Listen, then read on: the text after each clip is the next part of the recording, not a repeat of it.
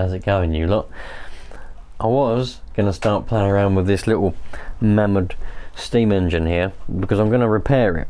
This was my cousin's a long time ago, back in the 80s. But we got a little parcel turned up, and that should be everything I need to get one of my little nitro cars going. So let's have a little look at that and see what we've got going on. If you like that sort of thing, think about sticking around because there's loads of it coming up. Well, I've stuck the little one-way bearing in there, and do you know what? I don't think I've ever driven this car. I don't recall ever driving it, because when it came to me, I can't remember if I had to rewind the pull start or if it was already wound but didn't have a one-way bearing. That could be the case. Either way, it's got a different manifold on it. I've got the original standard one, haven't I? I've got a standard P10, and I've got this one. This one's got a bit of a curvy manifold to it and a different pipe. So it will be interesting to see how that GX12 performs with that manifold and pipe compared to the other one, because the other one is a bit more of an angle. There's the other one. Look, you can probably see through that shell. It's a bit more of an angle on it. Look, it's like a whoop, whoop, and it's flat as well. So the modified one on this other car, hopefully it will perform quite a bit better. Absolutely gutted, right? You won't believe what happened. So the kids have got a bouncy castle. I bought it from years ago. It fits in the garden. It's a little mini bouncy castle. Now every year for winter I pack it away and put it in the garage, roll it up nice and tight so it don't get wet and nothing gets it. But this year I've left it out a little bit longer than usual, and the other day I walked past it and I noticed something. Some dirty little, I don't know what that is, whether it was a cat or a mouse. It's a bit big for a mouse, so about all that, but it was all bits of shredded bouncy castle all over the grass, and that's what drew my attention. I was like, what's all this red stuff on the grass? And I thought, oh no. And look, this whole thing was wrapped up in a tarpaulin with bricks on top of it and everything, and whatever it is that's done that is eaten through the tarpaulin and into the bouncy castle. So I mean, it can be repaired. I'll just get a patch for it. But I'm pretty gutted that I let it happen in the first place, to be fair. I should have known better.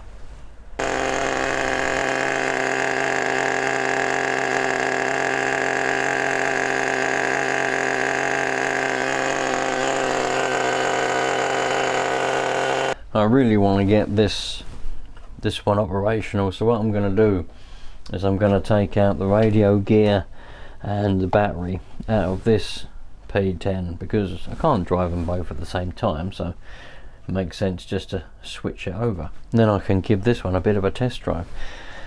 It's been chucking it down all day today, and it's supposed to chuck down tomorrow, but I know where I can go where there's not really any puddles, and it's quite a big block paved area really.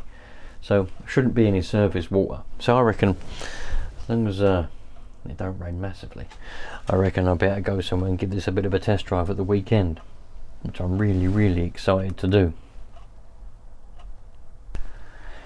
Luckily these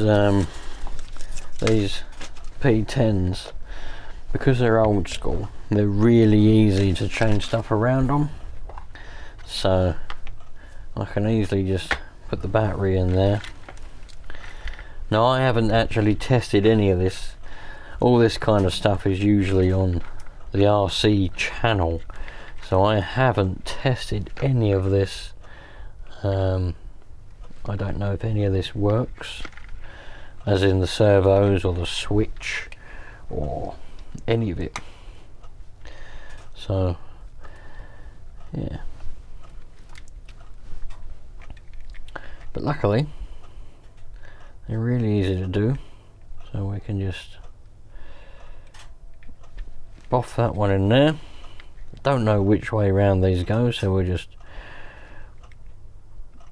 boff that one in there and boff that one in there, and it can either be right or it can be wrong, but we will find out.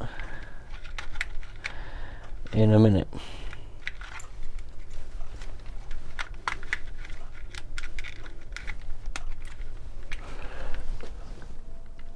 Well, I've already found out that switch that switch has definitely seen better days.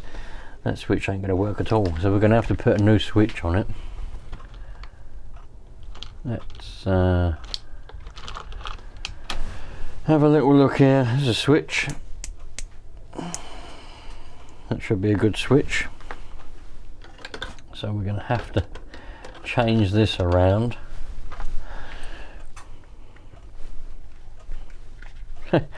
I didn't particularly intend on doing a repair video on a RC car on here, but here we are. Usually this is all withheld for the RC channel, as I said. Most people on this channel get the ump when I do things like this on this channel, but what can I say? So that switch can go on there, and all we've got to do is undo these little screws, undo that little screw there like that. That goes forward, and we'll have it so on is up, and also that means that the writing, on and off writing, is the correct way round when you read it. Otherwise it'll be upside down. It'll be faux and no. Right, that goes there. The bat tray one goes in there. That goes in there like that. That one plugs in there. There we go. Receiver is on. It's already bound to my transmitter, which is over here, because I've already used this one,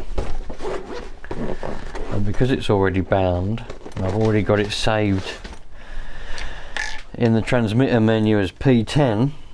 We don't have to do a lot. Right, okay, but the steering doesn't work.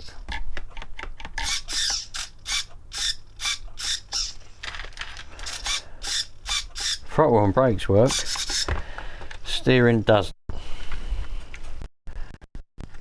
What is that? Alright, that's the throttle. Let's put the steering in the throttle and see if that makes a difference. No, so we got a dead steering servo by the looks of things.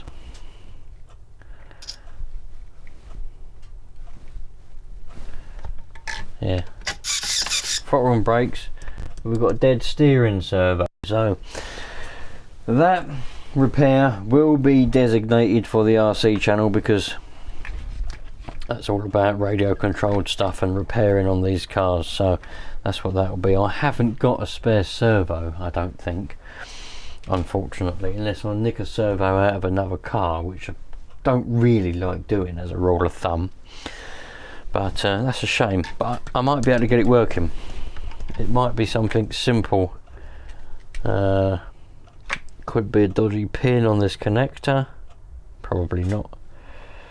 Could be a broken wire that I can just repair. I have got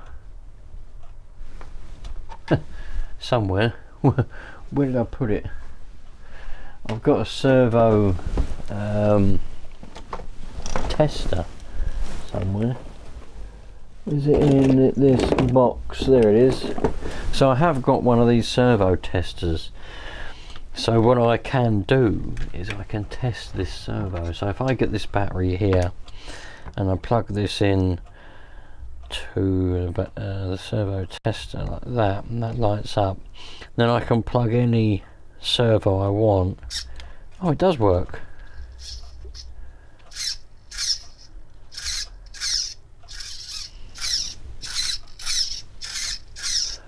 Well, there we go. So the issue seems to be with the receiver, which is strange.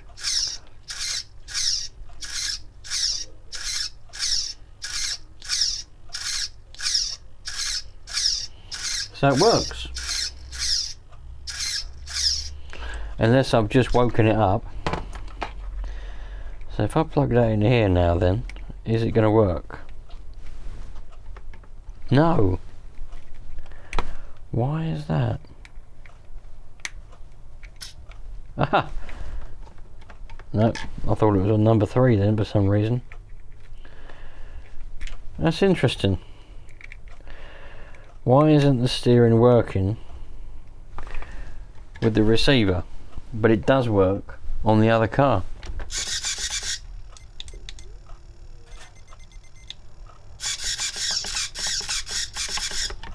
Well, that's something for me to work out, and I will do that in due time. Right, I wasn't going to go any further in this video on this channel with this, but I think the problem could be that this battery's not got enough oomph in it. The steering servo worked with this battery, so that's annoying though. I have to chop my plug. I don't really want to chop my plug. I don't really want to chop my plug. So I'm just going to unplug the switch, plug the battery straight into the receiver.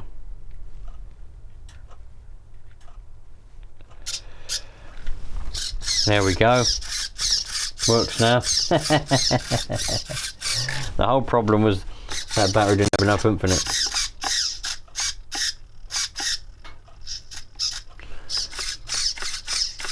Right, that means all I've got to do is charge up the battery that I want to use in it, or I could just use this battery. It doesn't really matter which one I do.